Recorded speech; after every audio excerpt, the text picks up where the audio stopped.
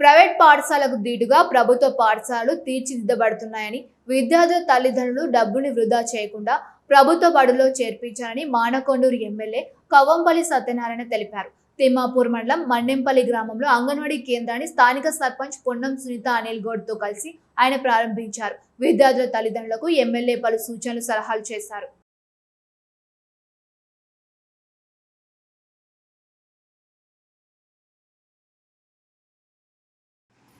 ప్రారంభించడం అక్షరాభ్యాసం ఈరోజు కొత్తగా ఏర్పడినటువంటి అంగన్వాడీ బిల్డింగ్ని ప్రారంభోత్సవం చేసుకొని అక్కడ అక్షరాభ్యాస కార్యక్రమాన్ని కూడా మనం మొదలుపెట్టడం జరిగింది.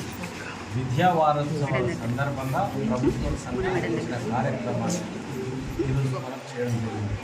మరి ఈరోజు తప్పకుండా చాలామంది తల్లిదండ్రులకు స్కూల్లో వేయగానే ఒక మంచి ఆశయము, ఆశ, అదేవిధంగా ఒక గోల్ ఉండాలి.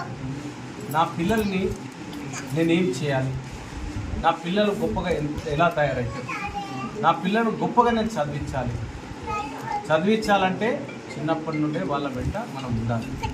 అందుగురించి ఈరోజు వాళ్ళకు విద్యాభ్యాసం చేయడం జరిగింది. ఈ పవిత్రమైన దేవాలయం ఇది చదువుల తల్లికి దేవాలయం. దేవాలయంలో వీళ్ళు అక్షరాభ్యాసం చేసి అంచెలంచెలుగా ఎదగాలి.